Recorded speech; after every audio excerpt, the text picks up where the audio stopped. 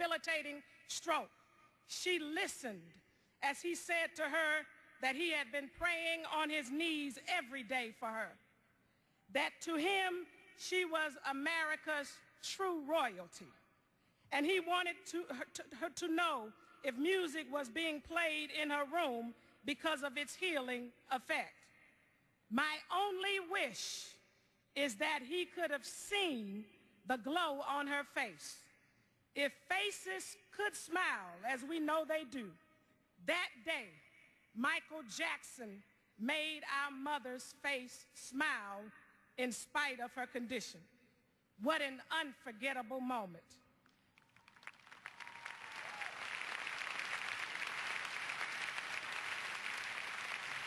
He was such a thoughtful and selfless man, full of the unconditional love of God and good works that touched and changed lives.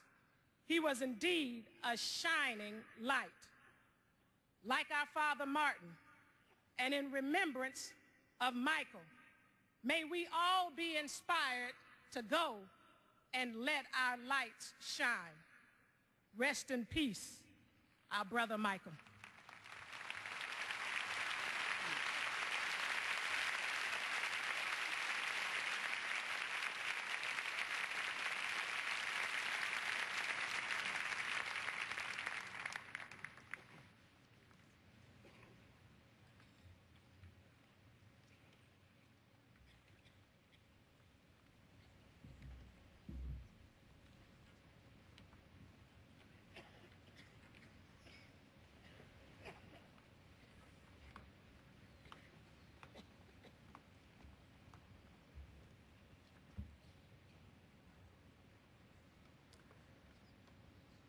I'm Congresswoman Sheila Jackson Lee, and I hail from Houston, Texas. But I come to you on behalf of the many members of the United States House of Representatives. I come to you on behalf of the Congressional Black Caucus Chairwoman Barbara Lee, a Californian. And I come to you as every man and every woman, for I cannot write music or dance or sing. But I do know an American story.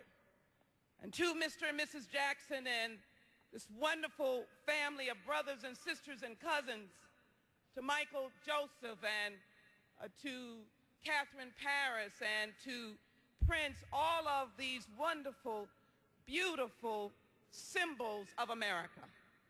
And I can tell you as a member of the United States Congress, we understand the Constitution. We understand laws. And we know that people are innocent until proven otherwise. That is what the Constitution stands for.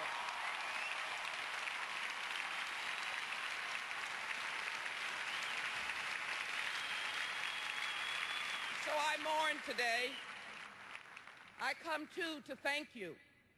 For many people don't understand the hearts of entertainers. They don't know how big their hearts are. They don't know how they heal the world on behalf of America. When we're at war, our icons like Michael sing about healing the world. And so he called us into public service.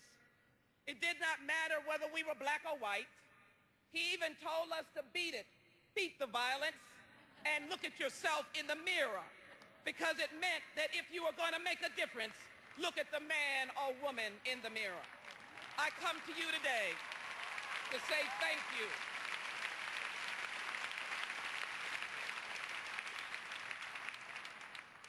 Some of you come from all faiths, and we respect that here in America. But there's a story whose theme is so symbolic of this young and beautiful man. I love the story of the Good Samaritan because it talks about those who walk by the diminished, the devastated, and the poor. This was a broken and beaten man laying along a road. No one stopped, but someone called the Samaritan. It could be in any faith. It's all about charity and love. And I call Michael Jackson the Good Samaritan. I call him Michael Jackson, who cared and loved for the world. It bothered me I grew up with him, as all of us, and so many did. And so what an honor and a privilege to see him up close when he came to the United States Congress in my office and looked some 15 African ambassadors, representatives of heads of state, sitting in an office listening to Michael Jackson talk about caring and fighting HIV/AIDS. They looked at him. He had a twinkle. They listened. He listened. What a miraculous experience to be able to listen and see Michael in action. You know, there were words cast about, but I wonder if anybody was on his shoulder when he walked into Walter Reed Hospital and he walked along the aisles and the rows in the hospital rooms. This was in the midst of the Iraq War. Doctors stopped and nurses stopped, and individual soldiers who had lost limbs stopped and were in essence moved and touched, as Michael was, by his desire to come and thank them for their sacrifice. So don't tell me what an American story is all about. It is the salt of the earth. When this family took the talent that God had given them and made it into a miraculous and wonderful story for America. I come today for you to recognize that the flag flies, and the people who have spoken to the people's house. They recognize and they speak, and those of us who serve in elected office, we respond to the people. Michael fought for the tolerance of all people. In fact, I am reminded, although I speak in the tongues of all faith, that Michael fought the good fight. He was someone who understood, and I hope Mr. and Mrs. Jackson and the family will know, the Lord is our shepherd, and we shall not want. Michael Jackson, you've got to know his story, and it has not been told by all of what you have heard. He was someone who understood. If he was burned, he built a burn unit. If a hospital needed beds, he built those beds. If they needed money for developing countries, Michael gave. If he was in Namibia, he went to orphanages.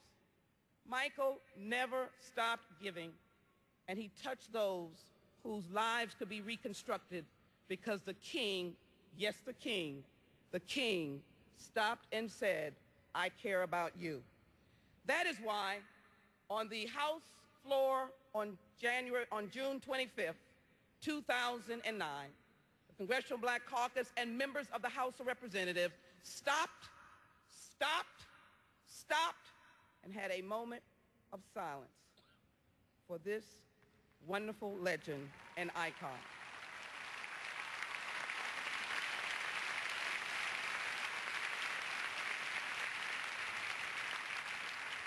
And so to the family, let me simply come as someone that wishes she was long lost, Sheila Jackson Lee, but I'll keep looking and seeing, but coming to say to you that America appreciates and thanks you for Michael Jackson's life.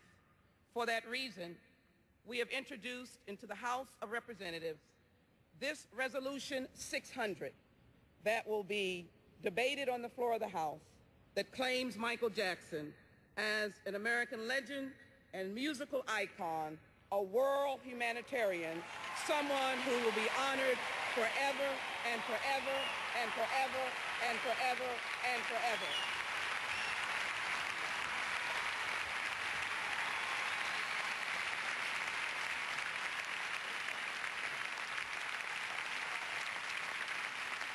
We are the world, and we are better because Michael Joseph Jackson lived. On behalf of myself and the people who have spoken, Michael Jackson, I salute you.